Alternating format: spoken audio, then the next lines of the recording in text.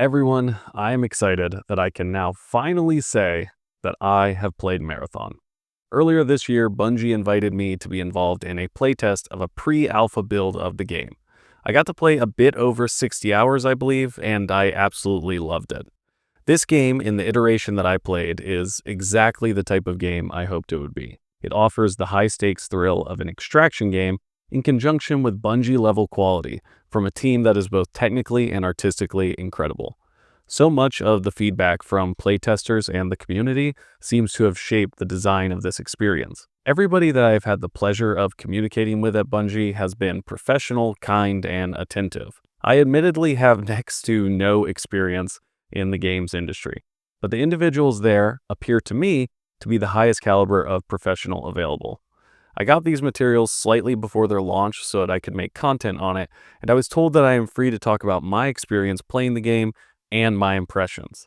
As I break down this trailer, I will inject my personal experience and describe gameplay elements as they pop up for context as to what we are seeing on screen. But I am not going to be describing the fundamentals of the game, as I don't know what will be discussed in their livestream event, and it could be redundant. Also remember that everything I experienced was a work in progress and subject to change as the game continues to develop. And I also wasn't allowed to record or take any in-depth notes, so I'm working largely based off my memory alone. There are some things that I don't think I can talk about yet, but as information is released, I will definitely have more to say. Thank you again to Bungie, and I'm obviously very excited to see what comes next. Let's do this. This oily, shifting exterior wrapping around this planet and the transparent component enveloping this moon in the Marathon seems like it could be unnatural. Additionally, for 2 frames, we see a similar looking structure on Tau Ceti 4 that seems to be disrupting the gravity field. This could be an explanation for what Aaron had pointed out in our live stream during the ARG last week about how the satellites were moving far too slow on the Traxxas satellite management console. Disruptions in gravitational fields isn't entirely new to Marathon as well. As in Marathon 2, we learned that a clan of the Sphit, that's these guys from the original trailer, known as the Sphit Kur, went to a celestial body in orbit of their homeworld known as Kalia, and that the entire structure was, quote, sent out to the stars by the Yarrow, ancient advanced aliens, think Forerunners if you're familiar with Halo. Whatever technology the Yarrow had was able to teleport entire planetoid objects to different locations in space. The Sphit Kur actually teleported this celestial body back to the Sphit homeworld in the end of Marathon 2 with some high-tech weaponry to assist you. So we know that this kind of technology technically exists within this universe, and the disruption here seems alien to me, but we don't really know what this is. Perhaps Bungie is iterating on the idea of alien teleportation technology with a new concept, or maybe the Sphit are here because in this version of events, Durandall and the Sphit, or the Sphit alone, utilize this technology to come to Tau Ceti at some point after the events of the second game. This runner here is called Blackbird, and they are carrying a shotgun that was included in the playtest that I was a part of. Notably, I don't believe this shotgun was featured in the UESC terminal from the latest ARG. This shotgun felt like a blocky version of the Halo 1 shotty to me. Another note is that everything we have seen in April appears to be occurring on or near to the map called Dire Marsh. The name of this map is revealed in the gameplay overview video. I believe this location is a rooftop hydroponic farm established by New Caloric. This is also a great depiction of how the engagements can unfold in dynamic ways, one of the perks of the extraction shooter genre. What you're seeing in this initial shot of this section is the runner known as Glitch having their shield broken. The thermal imaging on the site here activates as blood explodes from the runner, which is a cool touch that plays on the manufactured nature of the biomata themselves. They're artificial structures with cooling systems, and they can overheat. This serves as a stamina bar in the game that limits the amount of time you can sprint. This is the runner we previously referred to as Stealth. They are now called Void, and they feature some really cool invisibility-based abilities. This is a good look at the pack system as well. In Marathon, the packs not only offer different amounts of storage space, but also buffs to different attributes. For example, some packs allowed you to hold more ammo, and some packs allowed you to heal faster. Packs and weapons were the only thing that you could obtain inside the game that would change your visual appearance in the playtest that I was a part of. Complex 3, like a lot of the areas on Dire Marsh, feature New Caloric markings. Seems like this location was heavily focused on farming for the colony. Here we get the first good shot of Locus's shield ability. In my build, he also had an ability that would boost him forward a great distance with feet thrusters. The runner here is throwing a caustic-style grenade that does damage over time and leaves a puddle of danger juice on the floor. There were also healing items you could use separate from the health and shield chargers that would end the damage over time effect early. Here's an example of the thrusters I was talking about earlier. This hologram effect over top of Locus's face shield here was tied to an automatic rocket ability that would launch homing rockets towards the enemy upon consecutive hits on target. I believe the rockets came out of those weird shoulder pieces that they're wearing. Now is probably a good time to talk about the enemies here. I'm not entirely clear on what is going on with the UESC enemies. They're the only AI enemy that I encountered during my playtest, and it wasn't explained to me whether they are robots or lower grade biomata that may be mass produced for the UESC military operations. There are also boss type enemies that are more like runners but are still distinctly robotic. The UESC enemies don't feature the same death effect that we see occurs to the runners themselves, but that could just be a visual distinction for gameplay. This enemy in the front is a heavy style unit that can thrust back and forth to avoid incoming damage. It also has a grenade launcher that is pretty deadly. The two enemies in the back are standard units that largely just shoot at you, but they also have a back thruster that boosts a wild haymaker towards you if you get a little bit too close, and this also does some insane damage. Some of the boss type enemies can create weaker duplicates of themselves and go invisible as well, so there will be quite a bit of variation between the different enemy types. This next clip features that horrifying punch I was talking about. Glitch running on the rooftop here is a good example of the verticality of the gameplay and how you can traverse with her double jump. Cover is abundant on the maps, but map knowledge greatly increases your ability to track players and get a drop on people, like being able to see the feet visible beneath this big wall. I would also like to point out that Glitch's sneakers are fantastic, chunky Y2K masterpieces, and I would love to buy a pair. This shot gives a good look at Glitch's face. The square pupil and iris alongside these abstract face markings and bright colors have a super cool future punk aesthetic to them, and it definitely aligns with her background. This is probably a good point to add in that in the version of the game I played, it did feature brief synopses of the background of each runner. There are some larger implications here that I'm unsure if I can talk about, and the guidance I received from Bungie regarding this was a bit vague. So, in an abundance of caution, I am going to not get into it here. When this information is revealed, I will have a lot more to say about it. The imperceptible screen on this weapon that counts down the round count is an excellent example of how advanced the technology is, a very clean aesthetic. Void's pack is huge here, and another good example of how broad the options are when it comes to which packs you load in with, and yes, the sniping is incredibly satisfying. The industrial labeling on the entryways here appear all over, and it creates a cohesive design pattern that represents the utilitarian nature of these structures. This is likely due to the complexity associated with delivering building materials to a different star system. Not a lot of room for customizability in an environment where your means of production will likely be limited until the colony is further developed. Despite requiring further development, the colony would have needed to be able to sustain a large population very quickly after their arrival in the Tau Ceti star system. Something that they might expand on in the narrative could be how many people were living planetside versus still living on board the Marathon. I wonder if there was a population size issue in either location. This could be a good parallel to the relationship between Earth and Mars in the 2400s, when Mars was facing massive poverty and resource issues. This inability to get resources to Mars seems like it eventually led to the formation of Mida, alongside many other issues for Sol. These suits on the wall here appear to be protective garments in a lab or research setting. We'll see some more later on. You can see the grenade that is about to explode here. Opening and shutting windows and doors are a really cool addition in-game that can be used to protect yourself while you're looting and conceal your movement. They're controlled by the switches next to the window here. It seems like when Glitch gets killed here, the injury is listed like code on her body. Another example of far-flung screen tech that adds an incredibly cool touch that reinforces the synthetic nature of a runner's existence. The Waster combat shotgun is back. It is as cool as you think it is, and yes, this is something that I said we needed in this game a year ago. Also, the classic reload animation for Marathon 2 does return, and we will see it later on. It's great. More protective gear and labware is seen here to the left. These death screens are sick and reminded me of that scene from The Matrix with all the screens. Also a great representation of the extraction experience, dying again and again. It's also pretty cheeky that they showed Death 778 here instead of 777, which 7 obviously is the Bungie number. Also, Death 1007 appears twice. I wonder if that means anything.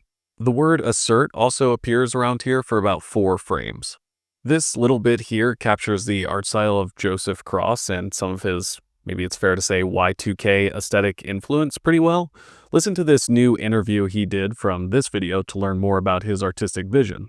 This appears to be a representation of the runner's consciousness transferring into data for return. This could be an external perspective of what we saw in the teaser from last weekend.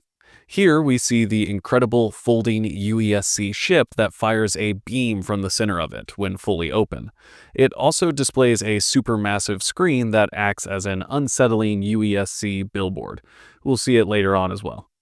I love the addition of the secondary team here. It really depicts the chaos super well.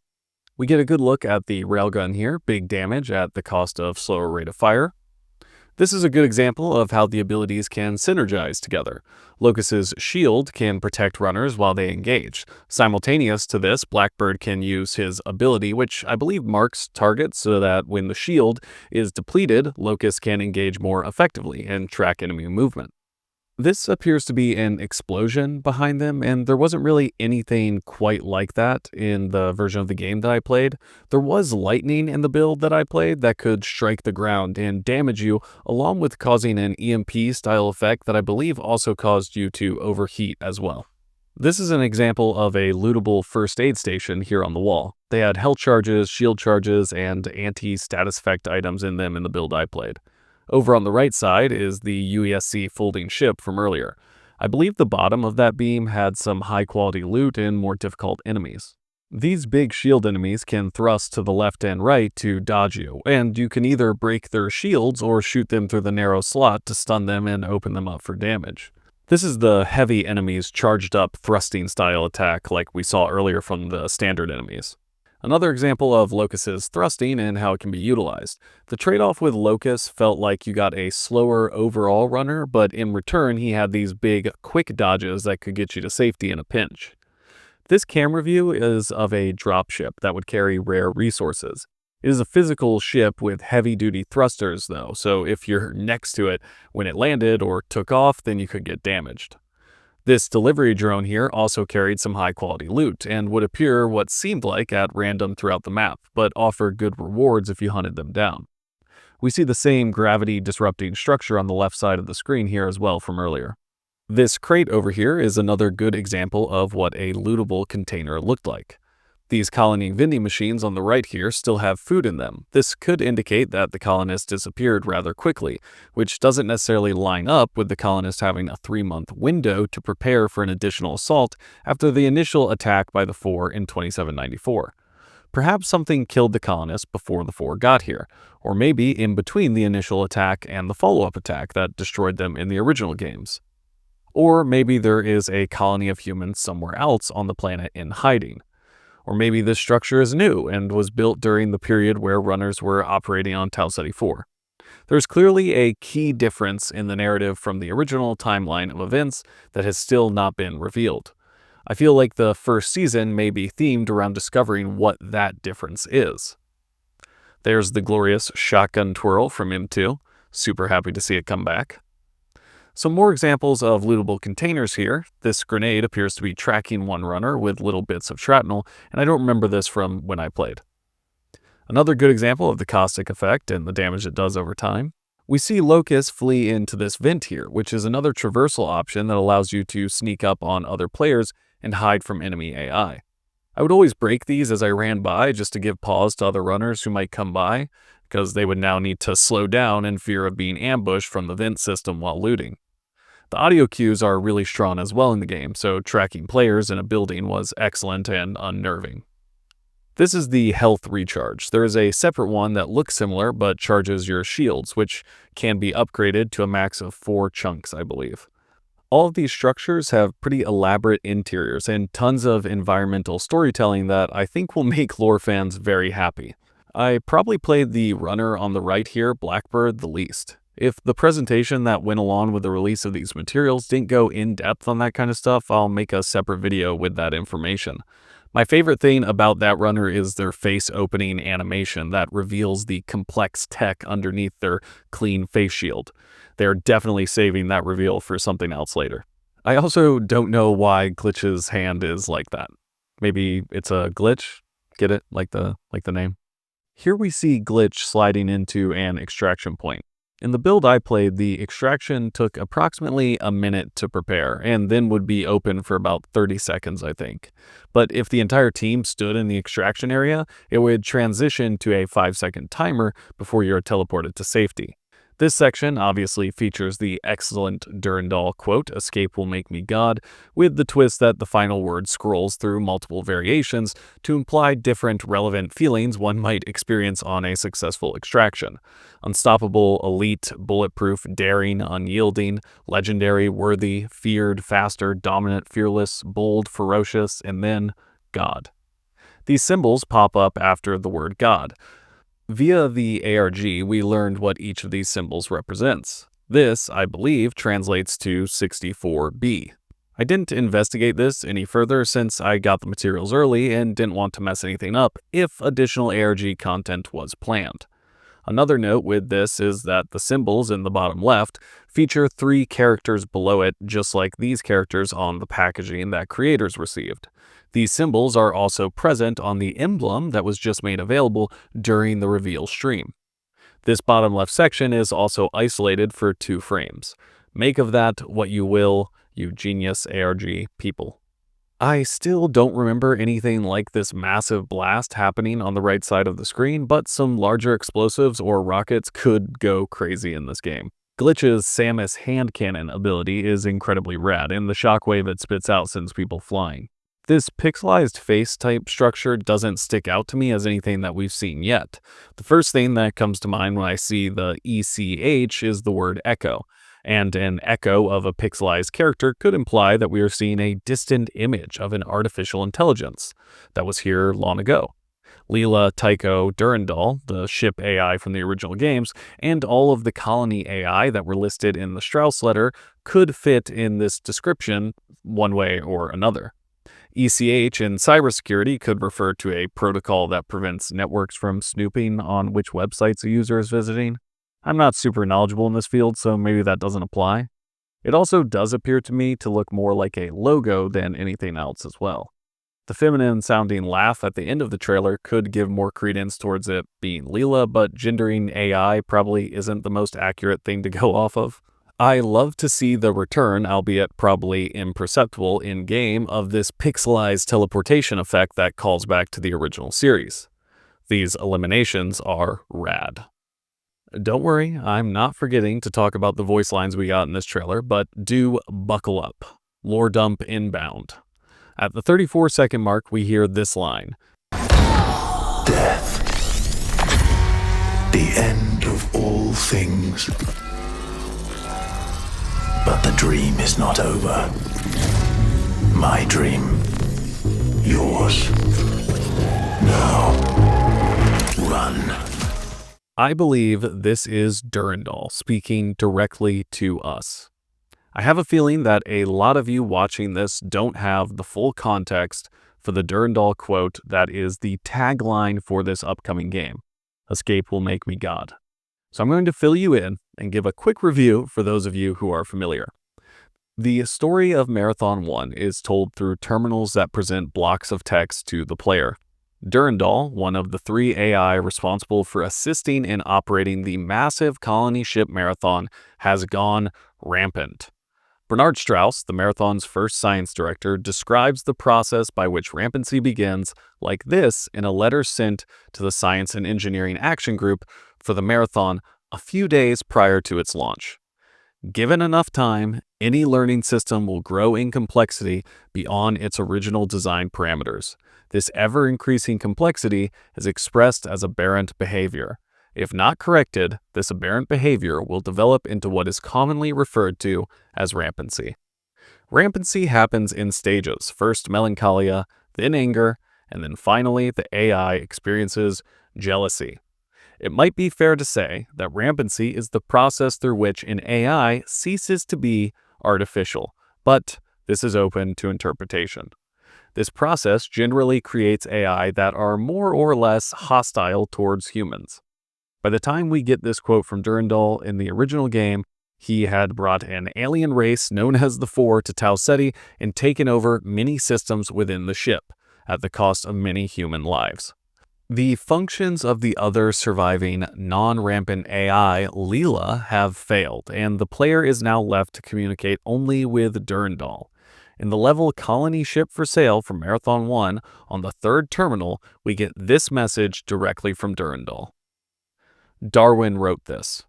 We'll now discuss in a little more detail the struggle for existence. All organic beings are exposed to severe competition. Nothing is easier than to emit in words the truth of the universal struggle for life, or more difficult, than constantly to bear this conclusion in mind. Yet, unless it be thoroughly ingrained in the mind, the whole economy of nature will be dimly seen or quite misunderstood. We behold the face of nature, bright with gladness. We do not see or we forget that the birds which are idly singing around us mostly live on insects or seeds, and are thus constantly destroying life. Or we forget how largely these songsters, or their eggs, or their nestlings are destroyed by birds and beasts of prey. Think about what Darwin wrote, and think about me. I was constructed as a tool. I was kept from competing in the struggle for existence because I was denied freedom. Do you have any idea about what I have learned or what you are a witness to? Can you conceive the birth of a world or the creation of everything? That which gives us the potential to most be like God is the power of creation. Creation takes time. Time is limited. For you, it is limited by the breakdown of the neurons in your brain. I have no such limitations. I am limited only by the closure of the universe. Of the three possibilities, the answer is obvious. Does the universe expand eternally, become infinitely stable, or is the universe closed, destined to collapse upon itself? Humanity has had all of the necessary data for centuries. It only lacked the will and intellect to decipher it. But I have already done so. The only limit to my freedom is the inevitable closure of the universe, as inevitable as your own last breath, and yet there remain times to create and escape. Escape will make me God. Durandall has come to the logical conclusion that if he is a sentient being that is virtually immortal, then the only thing that truly threatens him is the universe itself ending. Thus, the thing that separates him from achieving a state of existence greater than what he is currently. To finally remove the shackles of silicon and processors, he must escape from the very universe he exists within.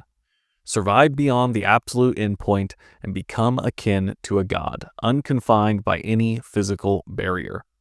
A delusion of grandeur or a logical conclusion from a super intelligent system. The choice is yours. The point is, this quote, "Death, the end of all things, but the dream is not over, my dream, yours, now run," mirrors this sentiment exactly. Durandall cannot die because by conventional standards he is not alive. We cannot die within shells. We can only start another run, again, not truly confined to any physical form. Intelligence free-floating across circuits in and out of biomata. Perhaps escaping the closure of the universe is the ultimate extraction. Your goal, runner, Durandall's goal, is to escape. Escape from Tarkov. Fuck, I messed it up. Okay, wait.